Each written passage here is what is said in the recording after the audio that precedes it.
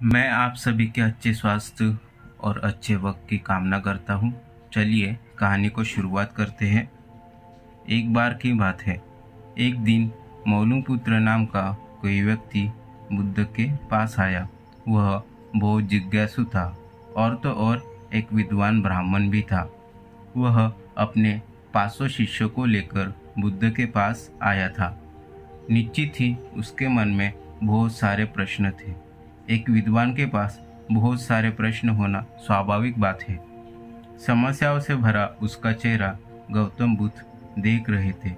बुद्ध जान चुके थे कि यह मन बहुत अशांत है।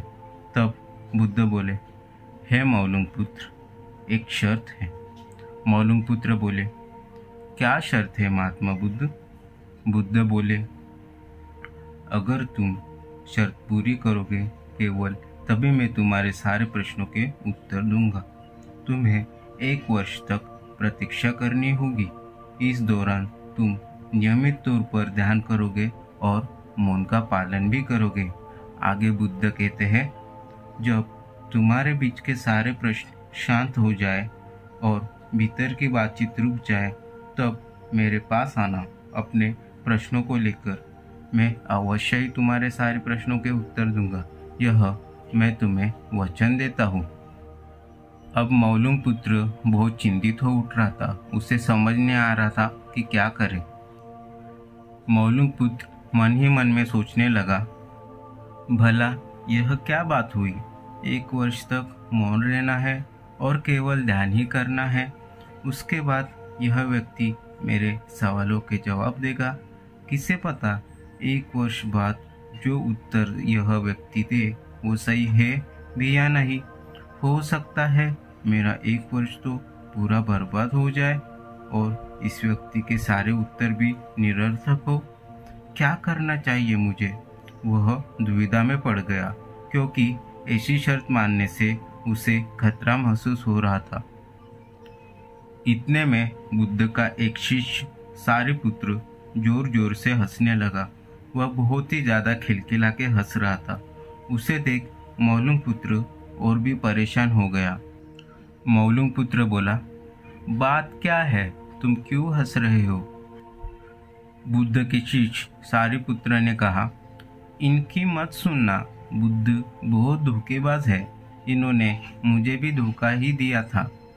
सारिपुत्र आगे कहता है, मैं भी तुम्हारी तरह एक ब्राह्मण था। तुम तो केवल 500 शिष्यों के साथ बुद्ध के पास आए थे। मैं तो 1000 शिष्यों को लेकर बुद्ध के पास आया था। तब मेरी पूरे देश भर में ख्याति भी थी। बुद्ध ने मुझे भी यही कहा था, 1 साल भर तुम मौन रहोगे और ध्यान करोगे, तभी मैं तुम्हारे सारे प्रश्नों के उत्तर दूंगा। बुद्ध ने मेरे साथ यह धोखा किया कि साल भर बाद मेरे मन में कोई प्रश्न बचा ही नहीं और मेरे को किसी उत्तर की जिज्ञासा ही नहीं थी। मेरे मन में कोई प्रश्न न बचा होने के कारण मैंने बुद्ध से कोई भी प्रश्न न पूछा और बुद्ध ने इसका कोई भी उत्तर नहीं दिया। आगे सारिपुत्र कहता है, यदि तुम कोई प्रश्न पूछना चाहते हो तो अभी बुद्ध से पूछो। मैं इसी चक्कर में धोखा खा गया हूँ और सारे प्रश्न मौन हो गए हैं। ध्यान के वजह से वो सब खत्म हो गए हैं।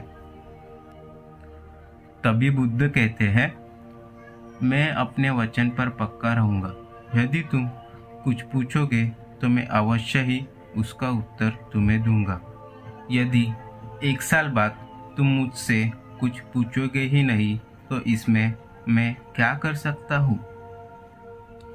बुद्ध की इस बात को सुनकर मौलुपुत्र मान जाता है और 1 साल तक ध्यान और मौन करने का पालन भी करता है।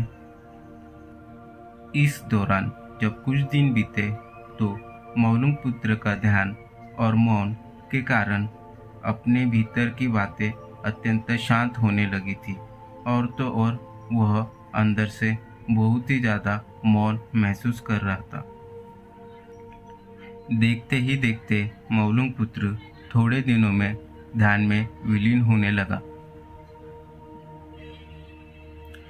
इस सब के दौरान 1 साल कब बीत गया मौलूम पुत्र को पता ही नहीं चला। वह पूरी तरह से एक चित्त हो गया था। उसके भीतर के सारे प्रश्न अब समाप्त हो चुके थे। फिर मौलूम पुत्र बुद्ध के पास चला जाता है। उसे देख बुद्ध कहते हैं, आज 1 साल बीत चुका है, मैं अपना वचन अवश्य निभाऊंगा।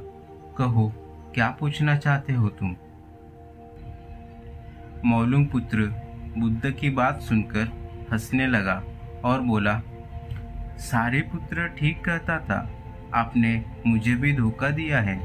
अब कोई प्रश्न और समस्याएं मेरे भीतर नहीं बची है। हे बुद्ध, यह कैसे संभव हो पाया कि कोई प्रश्न पूछने के लिए बचा ही नहीं है? बुद्ध कहते हैं, जो व्यक्ति सत्य नहीं होता उसके भीतर प्रश्न और समस्याएं आती रहती है। प्रश्न और समस्याएं व्यक्ति के झूठ से पैदा होती है, तुम्हारे स्वप्न और नींद से पैदा होती है।